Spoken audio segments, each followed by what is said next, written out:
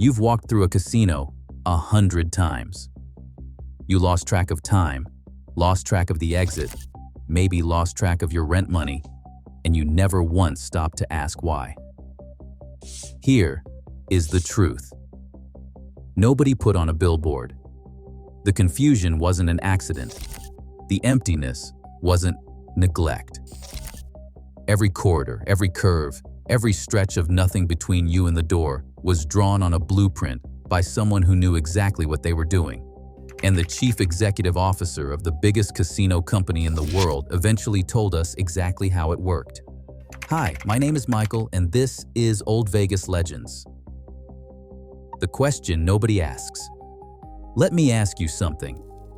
When was the last time you were inside a casino and knew exactly what time it was without checking your phone? Take a moment. Think about it. You can't remember, because inside a casino, time doesn't exist. Not really. There are no clocks on the walls. There are no windows. The lighting is the same at 2 in the afternoon as it is at 2 in the morning. That specific warm, golden glow that feels like perpetual late evening. Like it's always just comfortable enough to stay a little longer. The carpet is hideous. I mean, genuinely, aggressively ugly. Patterns so loud they make your eyes bounce upward, away from the floor, toward the machines, toward the tables, toward anything that is not the floor. That is not a budget decision. That is engineering. The pathways curve. Have you noticed that? You never walk a straight line inside a casino. You're always gently, imperceptibly turning. Rounded corners, slight bends, routes that feel like they are taking you somewhere, but somehow deposit you back near the gaming floor every single time, like a river that only flows one direction. The exits are not where you think they are. They never are. In most buildings, exits are obvious. In a casino, they are an afterthought architecturally, present because the fire code demands them, positioned so that reaching one requires a decision, a deliberate effort, a conscious choice to leave. And here is the one that gets me every time. The smell. Casinos have a smell, a specific, branded, controlled, pumped through the ventilation system smell. Different properties have different versions of it, but they all have one. It is not incidental. It is intentional. There are companies, actual companies with actual clients, that do nothing but design proprietary scents for casino floors. Most people walk into all of this and think, yeah, that's just Vegas. No, that's a system, a documented, studied, iterated billion-dollar system. And the man who did not invent it but perfected it, quantified it, and then had the nerve to explain it publicly was a Harvard Business School professor who had never worked a day in a casino in his life. His name was Gary Loveman, and what he built at Caesars changed everything. Caesar's Palace, built on mythology, engineered for extraction. But before we get to Loveman, we have to go back to where it started. We have to go back to 1966. Jay Sarno was not a subtle man. He was a Missouri-born developer with a gift for spectacle and a weakness for excess, which in Las Vegas made him either perfectly suited or completely doomed, depending on the year. He had already built Circus, but Caesar's Palace was his masterpiece, his obsession, the thing he would be remembered for. Sarno wanted to build a place that did not feel like a casino. He wanted it to feel like an empire. He wanted guests to walk through those doors and feel viscerally in their bones, like they had been transported to ancient Rome. Not a theme park version of Rome, not a tacky plastic column version. He wanted the weight of it, the mythology, the sense that you had arrived somewhere that the ordinary rules of ordinary life simply did not apply. The columns were real marble. The fountains ran constantly. The statues were everywhere. Gods and emperors watching you from every angle, reminding you without a single word that this was not your world. You were a visitor in something grander than yourself.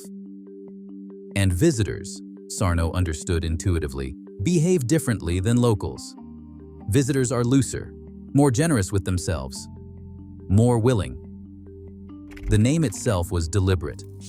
Not Caesar's palace, possessive. Belonging to one Caesar, Caesar's palace. Plural. Belonging to all of them.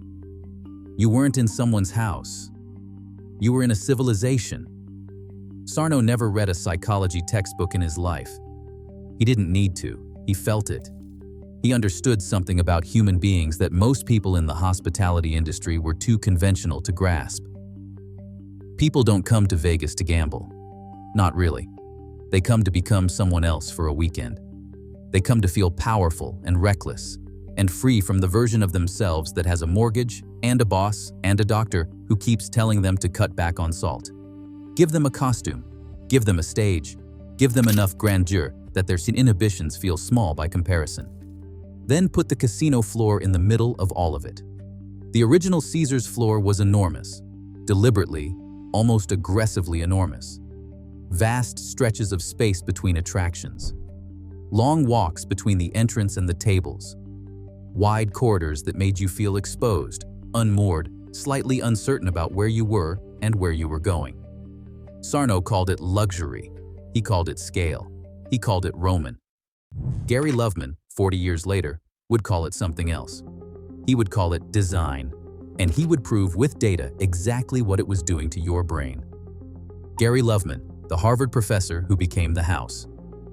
Gary Loveman did not grow up dreaming about Vegas. He grew up dreaming about economics. He got his PhD from MIT. He went to Harvard Business School and became an associate professor studying service management, specifically the relationship between employee satisfaction, customer loyalty, and profit. Dry stuff. Important stuff, but dry. The kind of research that gets you tenure and published in journals that 12 people read. In 1998, Harrah's Entertainment, which would eventually become Caesars Entertainment, made one of the strangest hires in the history of American business. They brought in Gary Loveman as their chief operating officer. No casino experience. No gaming background. No understanding of the floor, the count room, the culture, the players. What he had was data, and a brain that treated human behavior like a set of inputs and outputs waiting to be optimized. The casino industry in 1998 ran largely on instinct. Old Vegas ran on relationships. You knew your high rollers by name, you comped them based on feel, you made decisions based on experience and gut, and sometimes on what Vinny from the pit suggested over a cigarette. It worked. It had always worked. Nobody questioned it too hard. Loveman questioned everything.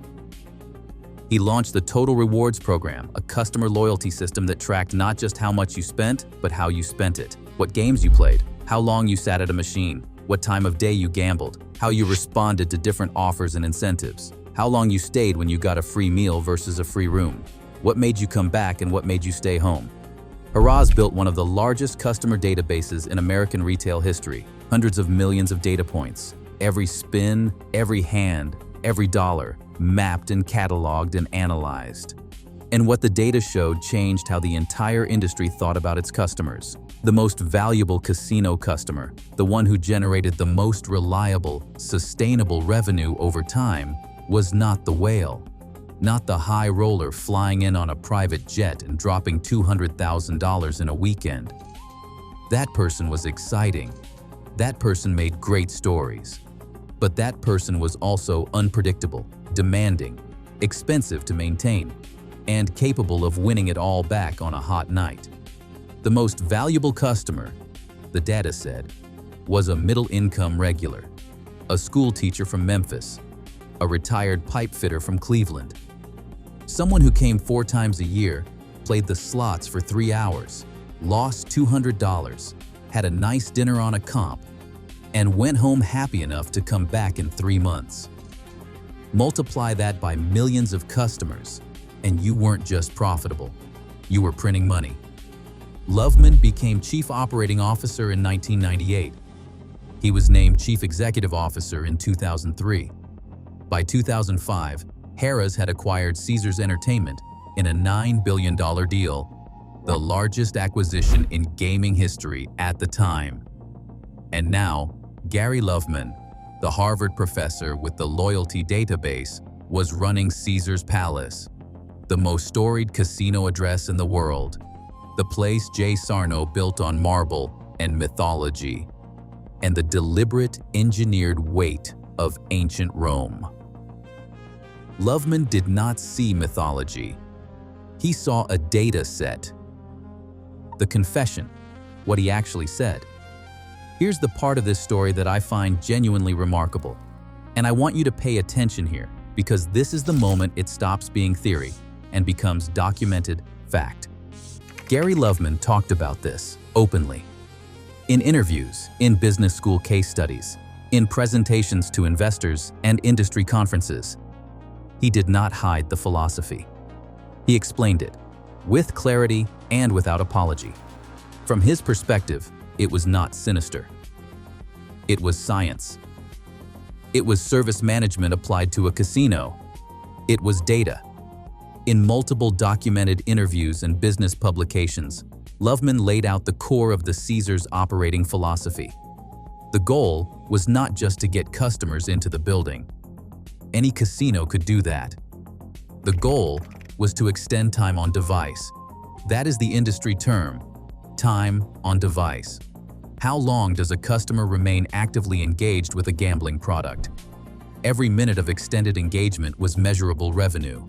Not hypothetically, measurable, tracked, assigned a dollar value per customer segment. The design of the physical space, Loveman explained, was a fundamental tool in extending time on device.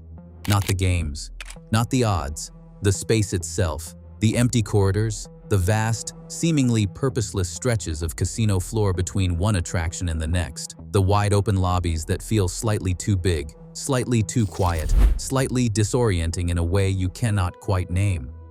These were not the result of a designer running out of ideas. They were functional. They were deliberate. They were, in Loveman's framework, psychological transition zones. Think about what happens when you walk through one. You have just lost $100 at a blackjack table. You are frustrated. You are telling yourself you are going to go back to the room and get some sleep.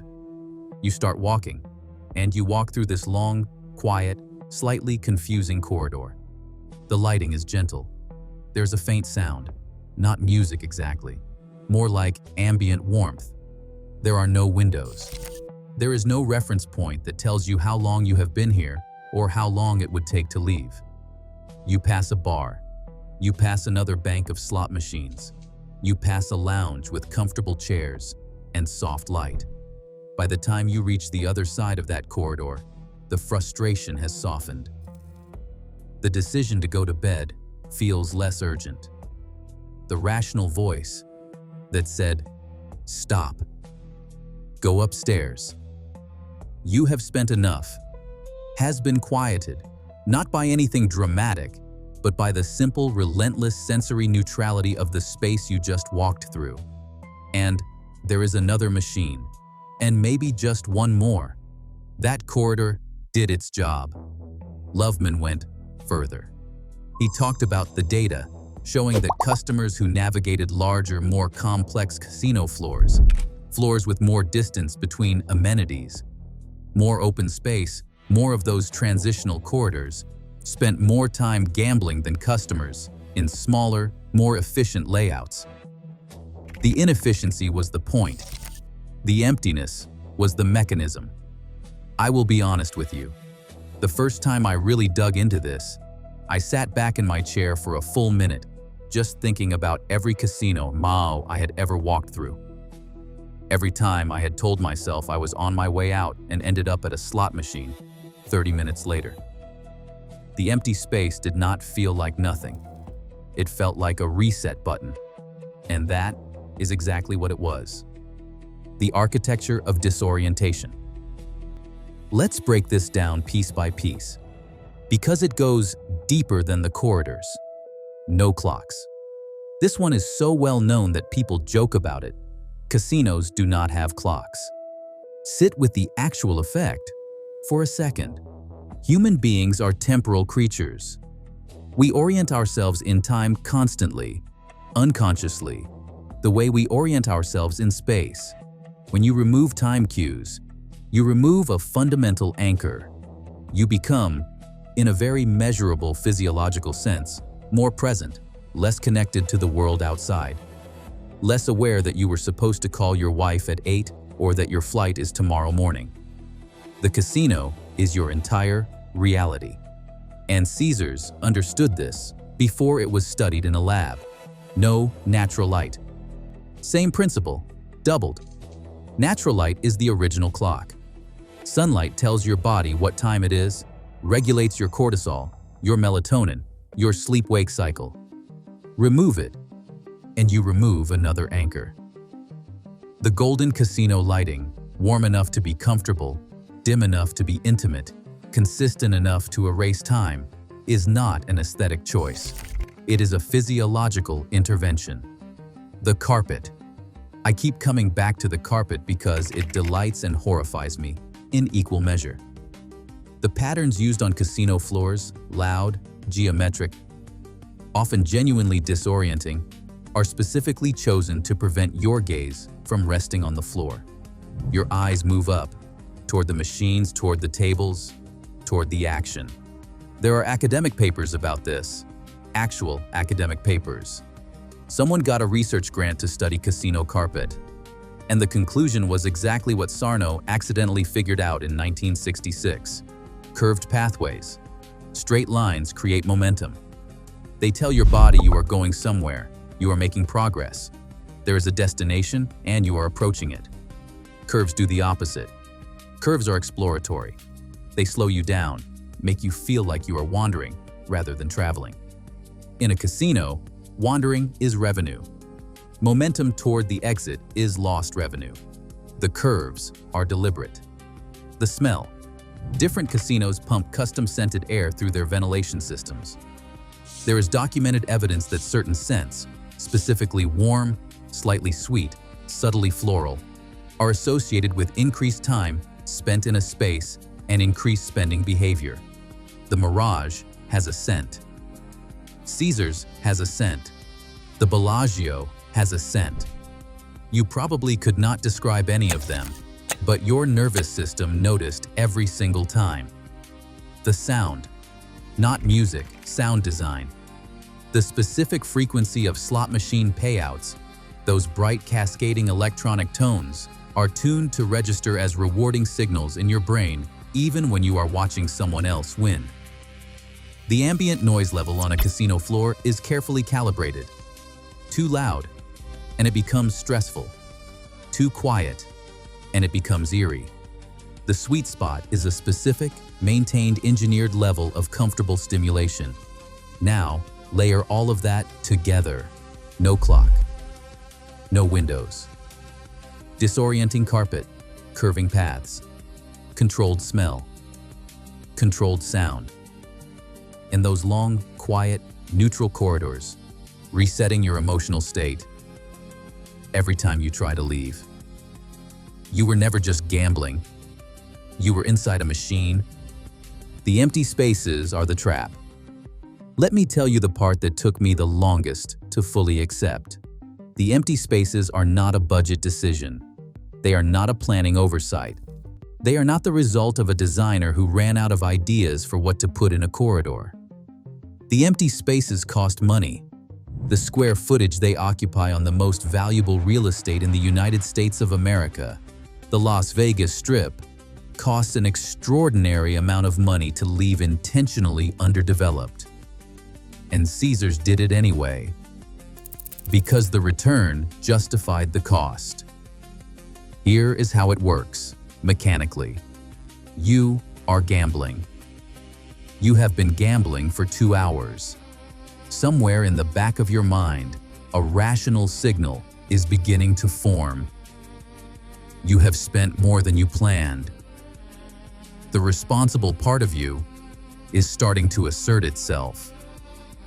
That part of your brain, the prefrontal cortex, if we want to get clinical about it, is beginning to calculate. It is doing math. It is reminding you of obligations and limits and the face your spouse makes. You decide to leave. You stand up. You start walking. And you walk into nothing. A wide, quiet, gently lit stretch of corridor. No immediate stimulus. No one talking to you. No game demanding your attention. Just space. And in that space, the emotional charge of the decision you just made begins to dissipate. Frustration softens. Urgency fades. The mental arithmetic your rational brain was doing gets interrupted by the simple act of navigating an unfamiliar, featureless space. Your nervous system, deprived of anchor points, slips slightly back toward neutral. And then, at the end of the corridor, there are machines, or a bar, or a table game with an open seat. And the stimulus returns. And the prefrontal cortex, the part that was doing the responsible math, has not fully recovered yet, and you sit back down. This is what Loveman meant by time on device extension through physical design. This is what the data measured and confirmed, and turned into operational policy at Caesars properties across the country. The empty space was a decompression chamber running in reverse. Instead of releasing pressure, it reset you. It returned you to a state of openness that the casino could then exploit every single time. I want to be clear about something. I am not calling Gary Loveman a villain. He was running a legal business that adults chose to patronize. He was doing what every good CEO does, finding ways to maximize revenue from the customer base. The fact that he did it with more rigor and honesty than almost anyone in the industry's history is, in a strange way, admirable. But knowing how this works does not mean you have to pretend it does not. How it spread. Every casino on the Strip became a copy. Once Loveman published the results, once the Caesars model was producing documented, measurable, industry-leading revenue per square foot, the rest of the Strip did not need to be convinced. They just needed the blueprints. MGM Resorts studied the Caesars data. The Venetian, which had opened in 1999 with a design philosophy built around Italian grandeur and long, sweeping, elaborately decorated corridors, suddenly seemed less like aesthetic choices and more like accidentally correct psychology. They doubled down. Wynn Las Vegas, which opened in 2005, was built with a specific documented philosophy around controlled, curated sensory experience. Steve Wynn talked openly about the importance of making his casino feel like a world unto itself. The design team obsessed over the transition from the street into the property, the deliberate dampening of outside stimuli, the gradual introduction of the casino's own carefully controlled environment. That is the Loveman framework executed by a different genius. The Bellagio, already the most architecturally deliberate casino ever built when it opened in 1998, was retrofitted and refined using data that came directly from the Caesars model. The fountain view rooms, the specific placement of the casino floor relative to the entrance, the distance between the lobby and the gambling areas. Every measurement was examined against revenue data. Here is the thing that gets me every time I think about this. The Strip is some of the most expensive real estate on planet Earth. Every square foot costs an almost incomprehensible amount of money to build, to maintain, to operate. And across every major property, a deliberate strategic decision was made to leave portions of that real estate functionally empty. Not underdeveloped by accident, empty by design. The most expensive corridor in the world might be in a casino, and its value comes entirely from what it doesn't contain. If that doesn't make your brain hurt a little, read it again. By 2010, the Caesars philosophy had become the industry standard. Not because a memo went out, not because of a regulation or an industry association, but because the data was undeniable and the money was real. The Strip didn't just look the same from property to property, it was engineered the same. One long, interconnected, competing system of sensory management and psychological architecture, all drawing from the same documented playbook. The house always wins, but now The house had a PhD. What Vegas does not want you to know.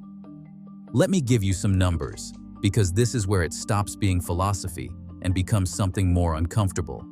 The average casino visitor in the Caesars total rewards data, when exposed to an optimized property design, spent between 18 and 20% more time gambling than visitors to properties without optimized design. 18 to 20%. On a floor generating hundreds of millions of dollars annually, that is not a rounding error. That is a transformative revenue difference. Time on device, that phrase I keep coming back to, correlated directly with loss. Not because longer play changed the odds didn't change. The house edge on any given game is fixed. What changed was the number of decisions a player made. More time meant more bets. More bets meant the mathematical certainty of the house edge expressing itself more completely. The longer you played, the closer your results moved toward the statistical guarantee that the house would win.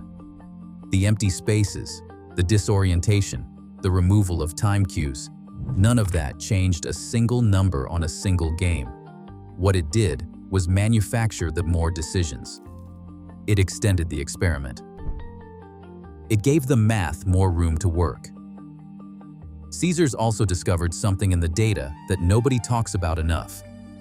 Unhappy customers who left quickly generated almost no revenue. Happy customers, specifically customers who felt comfortable, unthreatened, entertained even while losing, stayed longer and came back more often.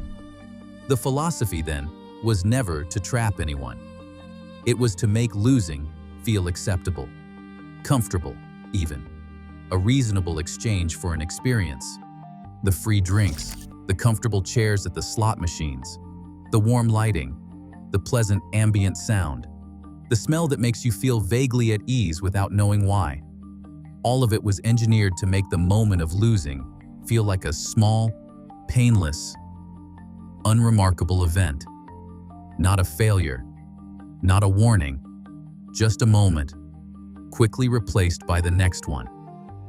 By the time you added up all those small, unremarkable moments, you had spent $400 and it was 3 in the morning. But you'd had a good time, kind of, and you'd probably come back. That was the goal. That was always the goal, not to destroy you, just to keep you comfortable enough to keep going. The reckoning. Does it still work? Here's the honest question. It is now 2026. The generation that grew up on smartphones and streaming and infinite digital content is old enough to be the casino's core demographic. These are people who have been marketed to algorithmically since they were teenagers. They understand, at some level, that every interface they interact with has been designed to capture their attention. They have read the articles about infinite scroll, invariable reward loops, and the comparison between social media and slot machines. Does the empty corridor still work on someone who grew up being manipulated by a phone? The short answer is yes. And the casinos know it. Because the psychology is not about awareness. It is about environment. You can know every trick in this video, every technique I have described, every documented design choice in the Caesars playbook. And the moment you walk through those doors, into that controlled air with that specific smell and that carpet and no clocks and no windows, your nervous system responds the same way it always did. Knowledge does not override environment, not completely, but there are cracks. Online gambling is the existential threat the Strip cannot design its way out of. Because online gambling is everywhere. It is on your phone in your house at 3 in the afternoon in your pajamas. It does not require driving to Nevada. It does not require a hotel room. It requires a download and a credit card. The post-pandemic numbers showed something that kept casino executives up at night. Younger visitors came to Vegas in growing numbers, but their time on device decreased. They came for the concerts, the restaurants, the pool parties, the social experience of being in Vegas. They gambled a little, enough to say they did, and then they moved on. The casino floor became an amenity rather than a destination. The Caesars model was built on the assumption that gambling was the primary reason people came. That assumption is eroding. What the industry is doing about it, how it is adapting the design philosophy for a generation that is simultaneously more aware and less captive, that is a story still being written.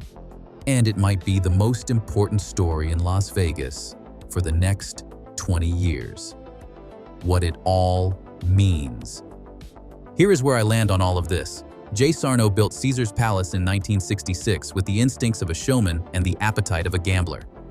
He wanted to create a place so overwhelming, so mythological, so grand in scale that your ordinary sense of self would simply dissolve at the door.